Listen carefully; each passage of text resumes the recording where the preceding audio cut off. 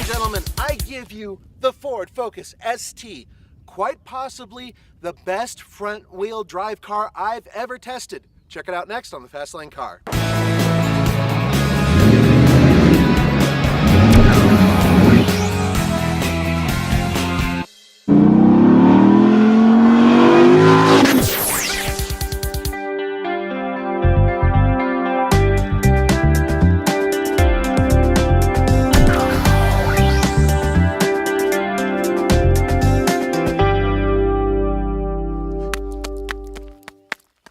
Sorry, I get that way around this car. And by the way, have you noticed the Godzilla shirt? I love this shirt. The reason I'm wearing it today is because I'm paying homage to what I consider the Ford Focus ST's closest competitor, the Mazda Speed 3. But the Mazda Speed 3 is really out there when it comes to styling and big hood scoop, lots of stuff on it. If you take the color aside from this car, which is, I believe, Tangerine Scream, you're left with a pretty good looking Ford Focus. 18-inch wheels, I know they look bigger, don't they?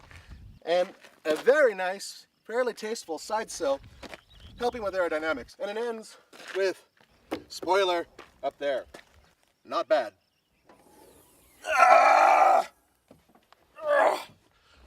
Whew, yes, I fit, but only just. And that's behind the rear passenger seats. Difficult thing is, this parcel shelf, not the easiest thing to remove. So if you're going to put a big fat guy in the back of your vehicle, keep that in mind and don't lose it. I noticed the rear spoiler. Often they're useless. I actually think it's functional in a vehicle this fast. But this bizarre exhaust tip, I don't think so.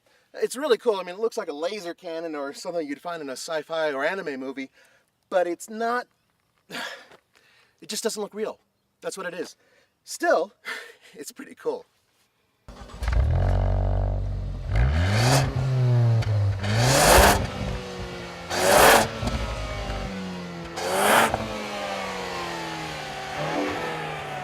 I could do that all day long.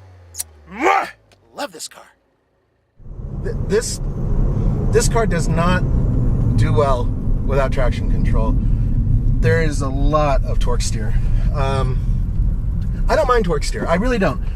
I mean, to a certain degree. I mean, a long time ago I tested the Dodge Caliber SRT4, and it had crazy torque steer. But this car's a little bit different. It's kind of like saying, "Man up, boy! Come on! You can handle it. Use them arms." So that's what I do.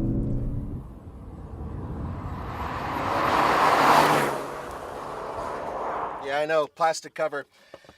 This one actually does have sound deadening material here. But this is more important. This is a 2-liter engine. It's an EcoBoost that's turbocharged and puts out 252 horsepower. Awesome, but better yet, 270 pound-feet of torque. It's hooked up to a proper, very smooth 6-speed manual transmission, and it screams. It absolutely loves to be revved. I mean, how many times have you seen a small Ford that loved to be revved in America? I love driving this car. Around corners, no problems. As long as you remember the general rule of going into a corner slow and coming out fast. Hear that? Oh. No problem. The torque steer doesn't defeat the ability of this vehicle to corner, which is fantastic. It's, you know what it is? I'll tell you what this car is. It's like a really horny dog it's like pulling at the leash. It always wants you to give it more space, fire it away, let it go, hump somebody's leg.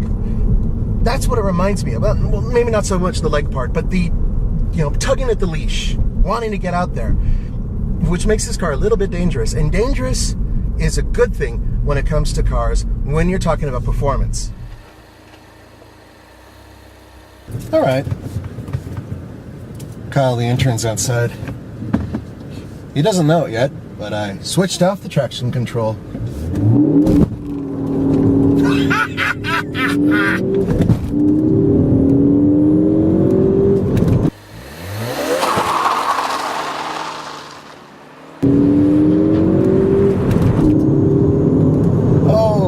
Sorry, little guy.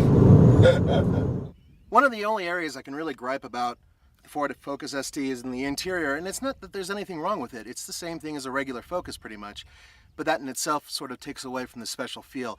There are some trim pieces here and there that remind you it's a Focus, but if you get the Recaro seats, then you have no choice but to see that this is a Ford Focus ST. They're garish and they're pretty ugly to look at, but they hold you like a baseball glove. Just, boo, right there. Feels great. And the gauges that are in addition to the regular instrumentation in the Focus ST, well, it looks like they were put there as an afterthought. The binnacle's large, and it looks like you could put the meters in there and everything else and have it look really good, but they just kind of put a little tiny thing in there. I've driven the GTI, I've driven the Golf R, I've driven just about every hot hatch that's available in the United States. This is the best, by far, by far. It's like big, fat, hairy cojones! Woo!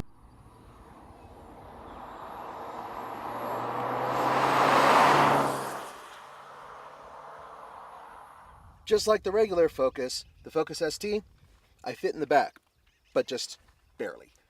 The seats are scalloped, so there is room for my knees. I'm able to sit behind myself. More importantly, I was able to get 3 kids in the back of this vehicle with 2 booster seats and a baby seat.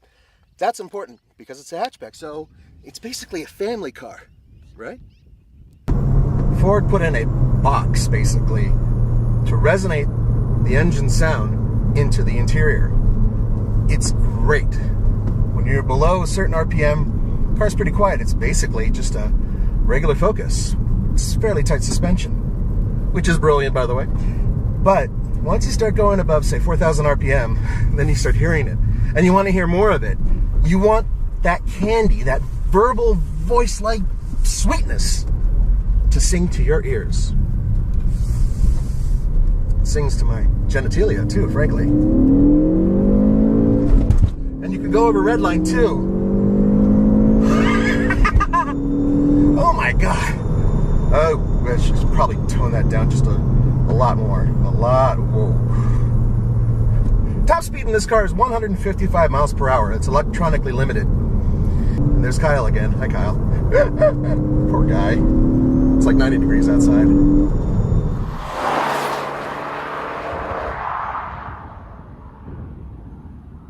I know what you're saying to yourself. You're saying, but Nathan, this car is really expensive, and you know what? It can be. It starts at around $24, which is actually a good price for the car, but the reality is that once you start putting in a few options like the Recaro seats and other goodies like the sync, which is then you're talking about $28. And that's a lot of money for a front-wheel drive car, but it's also a sports car, and that's another way to look at it. But here's another cool part. Gas mileage. Guess what it is? Wrong. Well, you might be right. 22 miles per gallon in the city and 32 miles per gallon highway. I've been averaging about 26 miles per gallon, which is friggin' good, considering the fact that I drive the crap out of this car. So that's really impressive. And you can kind of see that it makes sense for an everyday driver. Speed, handling, performance, economy, comfort, it does it all, and it does it all well, especially when it comes to handling. Ford gave this one of the best suspension packages out there. It's compliant, yet when you go around a corner, it bites. All 4 wheels are gripping. You can feel it as you're pushing through the corner. It's like the working man's Porsche. It really, really, truly handles beautifully.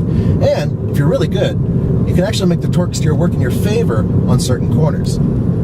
It's just a fantastic handling machine, and it has it all.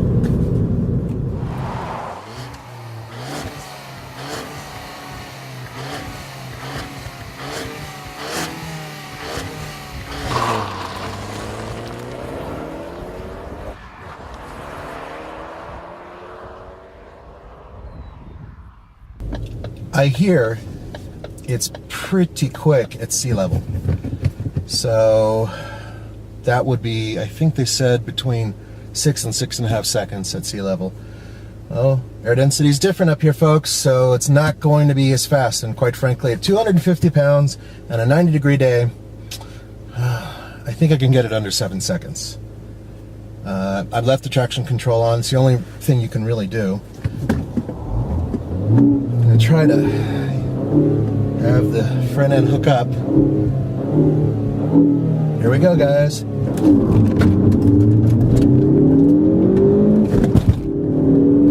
on, come on, come on, come on, come on. You can do it all the way to 60. Yes. 7.35.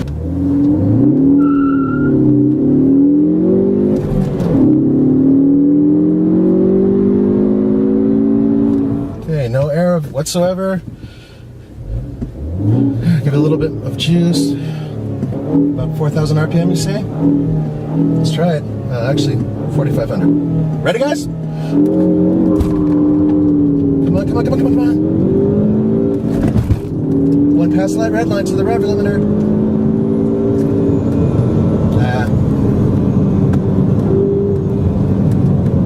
Not what I wanted. 8 seconds flat. That was by overdoing it, letting the wheel spin too much. Just too much wheel spin.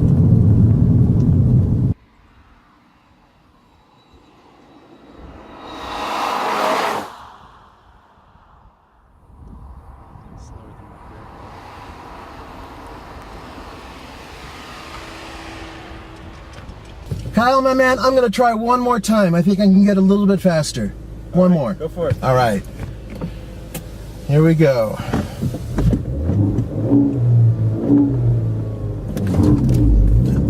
That wasn't good.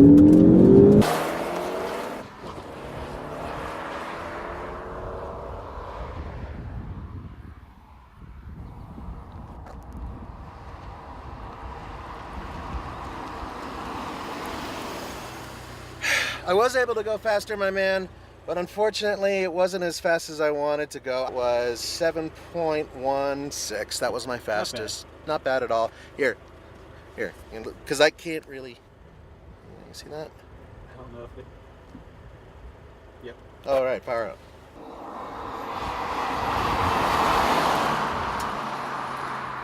On the TFL scale of buy it, lease it, rent it, or forget it, I give it a buy it. Without a doubt, buy it. Sell your kids on eBay. Get rid of your parents in an old folks home. Find a way to buy this car. But hold off on the Recaro seats, and I would also hold off on the expensive sync system and get the base system. Try to keep it around 25. Then it's really, really worth it.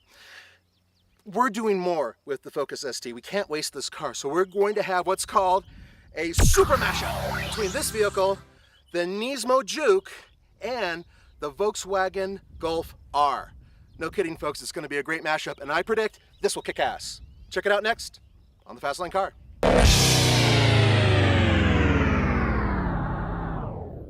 Possibly the best front-wheel drive car I've ever tested. Check it out. Check it out. Try that again. This is a 2-liter EcoBoost turbocharged engine. Puts out, oops.